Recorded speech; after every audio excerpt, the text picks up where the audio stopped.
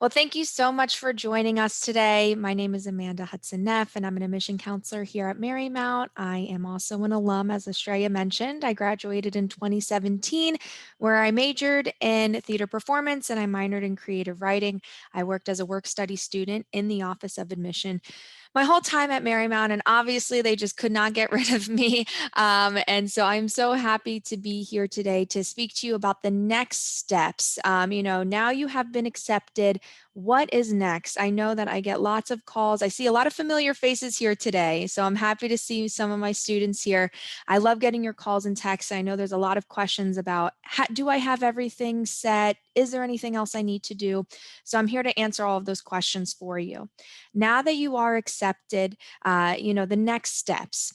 All right, so we've had a lot of great speakers today. You've heard a lot about Marymount. Say you know that Marymount is the place for you. The next step would be submitting your tuition and housing deposits. The tuition deposit is $200. The housing is $500 altogether. Obviously $700. So I was never the best at math. I'm very creatively wired, but happy to tell you that $700 is the tuition and housing deposit together. So for the housing deposit, after you submit that, you will then be led to a housing application. You would again respond to your offer of admission, submit the deposits, and then fill out that housing app. This is where you can indicate any roommates that you might be interested in having. This is where you will fill out information. I kind of joke that it's like a match.com for roommates, because say you don't know who you want to roommate with, right? You're kind of leaving it up to the residence life gods. They'll match you with someone who has similar answers. So, do you study at night or in the day? Do you go to sleep with music on or in silence? Do you like the room hot or cold? So all of that will help residence life determine who would be a good fit as a roommate for you. So after you submit the deposits and after you filled out the housing application, we will go back to, yes, this slide here, the Griffin Days.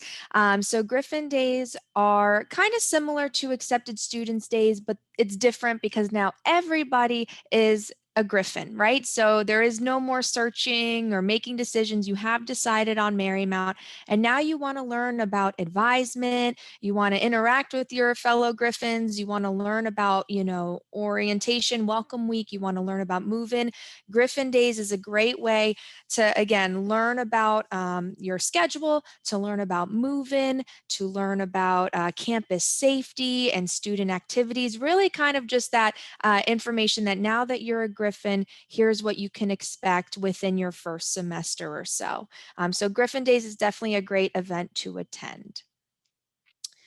All righty. So for the next steps, again, required documents that we need. So you've applied for housing, you're attending Griffin Days, but what else do we need from you? The first thing would be the pre-registration form. As soon as you submit your deposits, the pre-registration form will come up in your admissions portal. This again will help your academic advisors, or if you're fine and performing arts student, will help either the dance, theater, or art department get an idea of what you are interested in. So if you're, maybe you're interested in a minor, right? You can always indicate on the pre-registration form, these are other interests that I have academically.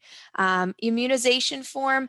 So, all of those shots that you are used to, the measles, mumps, rubella, the polio, or all those other things. Again, just having that immunization form from your doctor, and the final high school transcript. So you have sent us in a transcript, but after you graduate, we do need the final transcript as proof of graduation. For transfer students, this would be your final college transcript, right? AP and IB scores, if applicable, definitely send those in if you're looking to get credit. Financial aid paperwork, which can also be clarified in the financial aid breakout session that we will have a little bit later today, but just making sure that all paperwork is filled out with the financial aid office.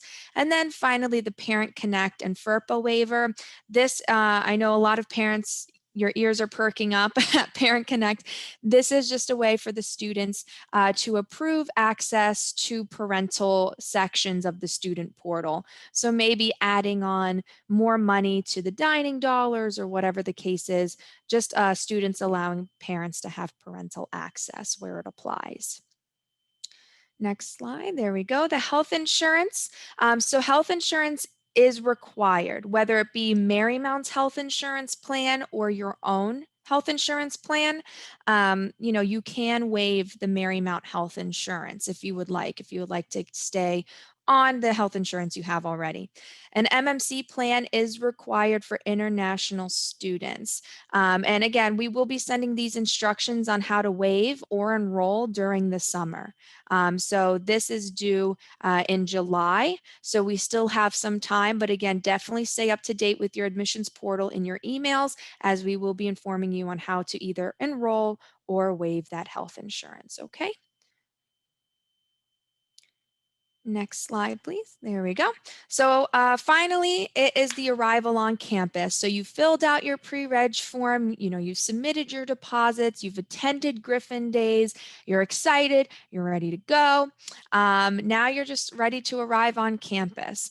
So first year students, your move-in dates as of right now are August 21st to 22nd. Residence Life, has mentioned that there may be more dates added to that because of COVID.